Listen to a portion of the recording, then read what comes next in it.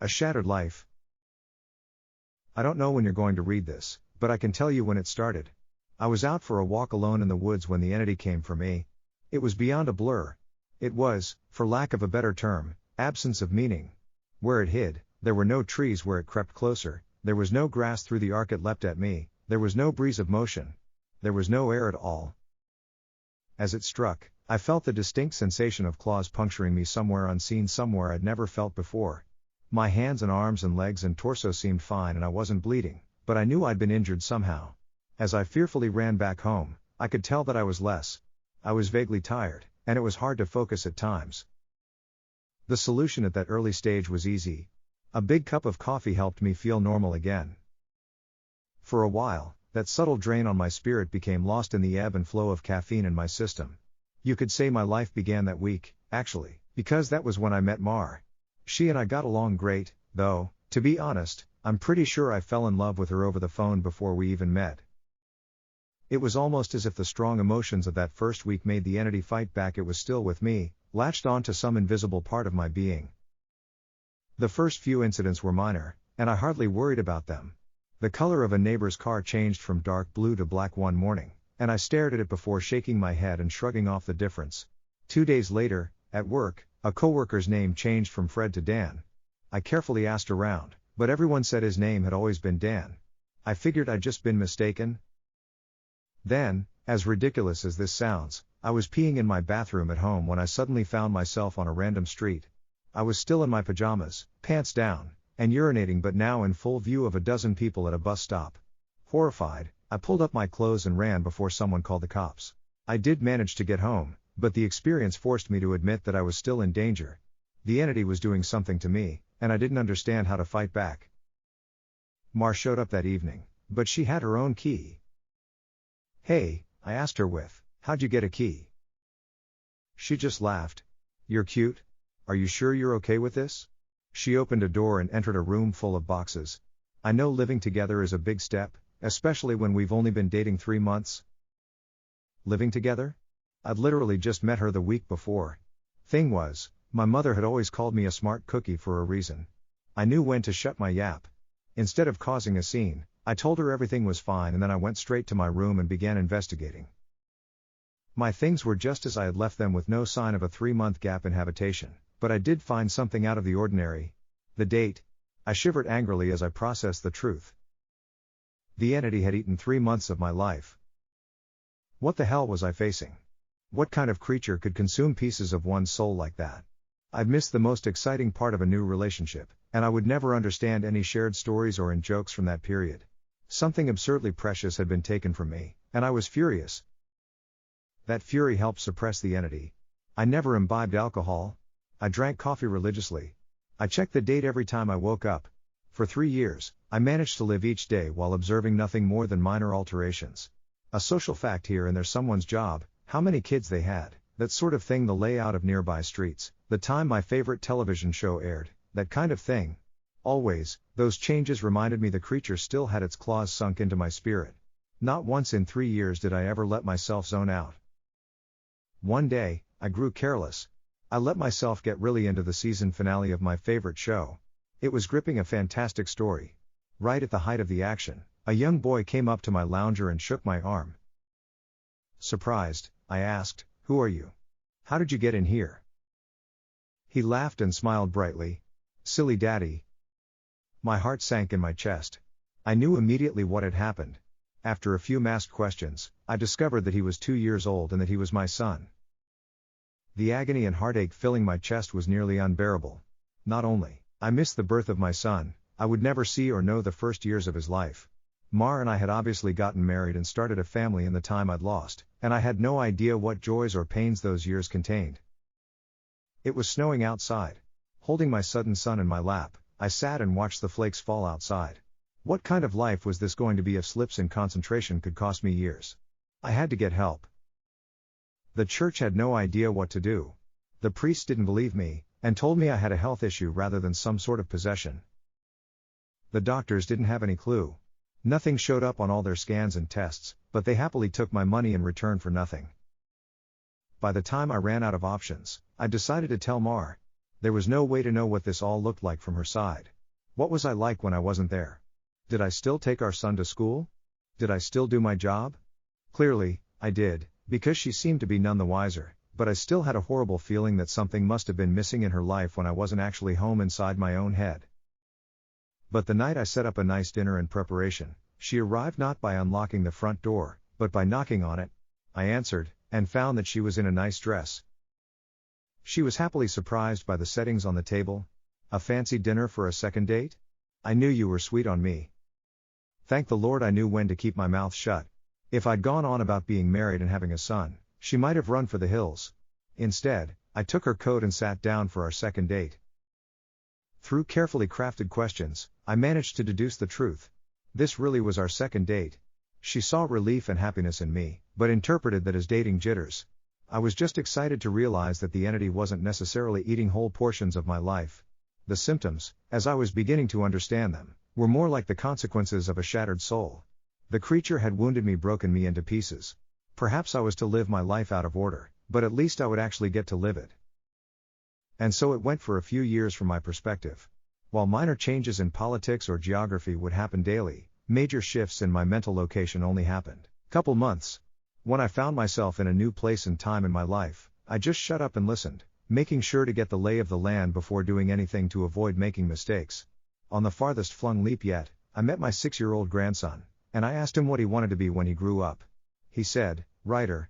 I told him that was a fine idea. Then, I was back in month 2 of my relationship with Mar, and I had the best night with her on the riverfront. When I say the best, I mean the best. Knowing how special she would become to me, I asked her to move in. I got to live through what I'd missed the first go around, and I came to understand that I was never mentally absent. I would always be there eventually. When we were moving her boxes in, she stopped for a moment and said she marveled at my great love, as if I'd known her for a lifetime and never once doubted she was the one. That was the first time I'd truly laughed freely and wholeheartedly since the entity had wounded me. She was right about my love for her, but for exactly the reason she'd considered a silly romantic analogy. I had known her my whole life, and I'd come to terms with my situation and found peace with it. It wasn't so bad to have sneak peeks at all the best parts ahead. But of course I wouldn't be writing this if it hadn't gotten worse. The entity was still with me. It had not wounded me and departed like I'd wanted to believe. The closest I can describe my growing understanding was that the creature was burrowing deeper into my psyche, fracturing it into smaller pieces. Instead of months between major shifts, I began having only weeks. Once I noticed that trend, I feared my ultimate fate would be to jump between times in my life heartbeat by heartbeat, forever confused, forever lost. Only an instant in each time meant I would never be able to speak with anyone else, never be able to hold a conversation, never express or receive love. As the true depth of that fear came upon me, I sat in an older version of me and watched the snow falling outside. That was the one constant in my life. The weather didn't care who I was or what pains I had to face. Nature was always there.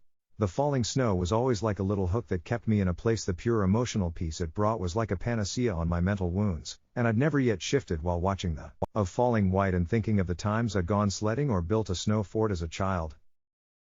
A teenager touched my arm. Grandpa? Eh? He'd startled me out of my thoughts, so I was less careful than usual. Who are you? He half grinned, as if not sure whether I was joking. Handing me a stack of papers, he said, "It's my first attempt at a novel. Would you read it and tell me what you think?" Ah, of course. Pursuing that dream of being a writer, I see. He burned bright red. Trying to, anyway. All right. Run off, I'll read this right now. The words were blurry, and, annoyed, I looked for glasses I probably had for reading. Being old was terrible, and I wanted to leap back into a younger year, but not before I read his book. I found my glasses in a sweater pocket, and began leafing through. Mar puttered in and out of the living room, still beautiful, but I had to focus. I didn't know how much time I would have there. It seemed that we had relatives over. Was it Christmas? A pair of adults and a couple kids I didn't recognize tromped through the hallway, and I saw my son, now adult, walk by with his wife on the way out the door. As a group, the extended family began sledding outside. Finally, I finished reading the story, and I called out for my grandson. He rushed down the stairs and into the living room. How was it? Well, it's terrible, I told him truthfully. But it's terrible for all the right reasons. You're still a young man, So your characters behave like young people, but the structure of the story itself is very solid. I paused. I didn't expect it to turn out to be a horror story. He nodded. It's a reflection of the times. Expectations for the future are dismal, not hopeful like they used to be. You're far too young to be aware like that, I told him. An idea occurred to me. If you're into horror, do you know anything about strange creatures? Sure. I read everything I can. I love it. Warily, I scanned the entrances to the living room. Everyone was busy outside. First time, I opened up to someone in my life about what I was experiencing. In hushed tones, I told him about my fragmented consciousness. For a teenager, he took it well. You're serious? Yes. He donned the determined look of a grown man accepting a quest. I'll look into it, see what I can find out. You should start writing down everything you experience. Build some data. Maybe we can map your psychic wound. Wow. Sounds like a plan. I was surprised. That made sense, and I hadn't expected him to have a serious response. But how will I get all the notes in one place? Let's come up with somewhere for you to leave them, he said, frowning with thought. Then I'll get them, and we can trace the path you're taking through your own life, see if there's a pattern. For the first time since the situation had gotten worse, I felt hope again. How about under the stairs? Nobody ever goes under there? Sure. He turned and left the living room. I peered after him. I heard him banging around near the stairs. Finally, he returned with a box, laid it on the carpet, and opened it to reveal a bursting stack of papers. He exclaimed, "Holy crap!" But of course, being a teenager, he didn't really say crap. Taken aback, I blinked rapidly, forgiving his cussing because of the shock. Did I write those? He looked up at me with wonder. Yeah. Or, you will. You still have to write them and put them under the stairs after this. He gazed back down at the papers, then covered the box. So you probably shouldn't see what they say. That could get weird. That much I understood. Right? He gulped. There are like 50 boxes under there, all filled up like this. Deciphering these will take a very long time. His tone dropped to deadly seriousness. But I will save you, Grandpa. Because I don't think anyone else can. Tears flowed down my cheeks then, and I couldn't help but sob once or twice. I hadn't realized how I'd become in my shifting prison of awareness until I finally had someone who understood. Thank you. Thank you so much. And then I was young again, and at work on a random Tuesday. Once the sadness and relief faded, anger and determination replaced them. After I finished my work, I grabbed some paper and began writing. While the weeks shifted around me, while those weeks became days, and then hours, I wrote every single spare moment about when and where I thought I was. I put them under the stairs out of order. My first box was actually the 30th, and my last box was the first. Once I had over 50 boxes written from my perspective, and once my shifting became a matter of minutes, I knew it was up to my grandson to take it from there. I put my head down and stopped looking. I couldn't stand the river of changing awareness any longer. Names and places and dates and jobs and colors and people were all wrong and different. I'd never been older. I sat watching the snow fall. A man of at least 30 that I vaguely recognized entered the room. Come on, I think I finally figured it out. I was so frail that moving was painful. Are you him? Are you my grandson? Yes. He took me to a room filled with strange equipment and sat me in a rubber chair facing a large mirror twice the height of a man. The pattern finally revealed itself. How long have you worked on this? I asked him, aghast. Tell me you didn't miss your life like I'm missing mine. His expression was both stone cold and furiously resolute. It'll be worth it. He brought 2 thin metal rods close to my arm and then nodded at the mirror. Look. This shock is carefully calibrated. The electric zap from his device was startling, but not painful. In the mirror, I saw a rapid arcing light silhouette appear above my head and shoulder. The electricity moved through the creature like a wave, briefly revealing the terrible nature of what was happening to me. A bulging leech-like mouth was wrapped around the back of my head, coming down to my eyebrows and touching each ear, and its slug-like body ran over my shoulder and into my very soul. It was a parasite. And it was feeding on my now adult grandson. Held my hand as I took in the horror. After a moment, he asked, removing it is going to hurt very badly? Are you up for this? Fearful, I asked, is Mar here? His face softened. No. Not for a few years now. I could tell from his reaction what had happened. but I didn't want it to be true. How? We have this conversation a lot, he responded. Are you sure you want to know? It never makes you feel better. Tears brimmed in my eyes. Then I don't care if it hurts, or if I die. I don't want to stay in a time where she's not alive. He made a sympathetic noise of understanding and then returned to his machines to hook several wires, diodes, and other bits of technology to my limbs and forehead. While he did so, he talked. I've worked for 2 decades to figure this out, and I've had a ton of help from other researchers of the occult. This parasite doesn't technically exist in our plane. It's one of the lesser spawns of mu negation sharp S mu, and it feeds on the plexus of mind, soul, and quantum consciousness reality. When details like names and colors of objects changed, you weren't going crazy. The web of your existence was merely losing strands as the creature ate its way through you. I didn't fully understand. I looked up in confusion as he placed a circlet of electronics like a crown on my head in exact line with where the parasite's mouth had ringed me. What's mu negation sharp S mu? He paused his work and grew pale. I forgot that you wouldn't know. You're lucky, believe me. After a deep breath, he began moving again, and placed his fingers near a few switches. Ready? This is carefully tuned to make your nervous system extremely unappetizing to the parasite, but it's basically electroshock therapy. I could still see Mars smile. Even though she was dead, I'd just been with her moments ago. Do it. The click of a switch echoed in my ears, and I almost laughed at how mild the electricity was. It didn't feel like anything, at least at first.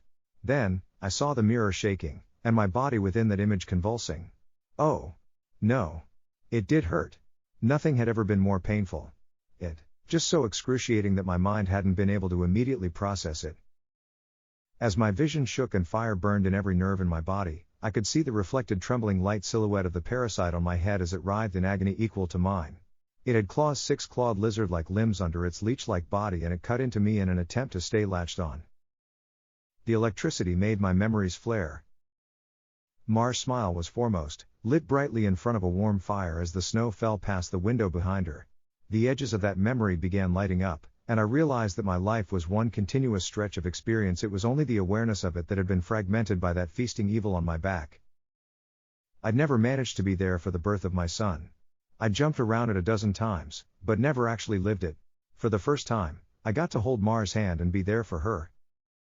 No, that moment had shifted seamlessly into holding her hand as she lay in a hospital bed for a very different reason. Not this God, why? It was so merciless to make me remember this. I broke down in tears as nurses rushed into the room. I didn't want to know. I didn't want to experience it. I'd seen all the good parts, but I hadn't wanted the worst part, the inevitable end that all would one day face. It wasn't worth it. It was tainted. All that joy was given back 10,000-fold as pain. The fire in my body and in my brain surged to sheer white torture, and I screamed. My scream faded into a surprised shout as the machines and electricity and chair faded away. Snow was no longer falling around my life. I was out in the woods on a bright summer day. Oh God! I turned to see the creature approaching me. It was the same absence of meaning, the same blank on reality.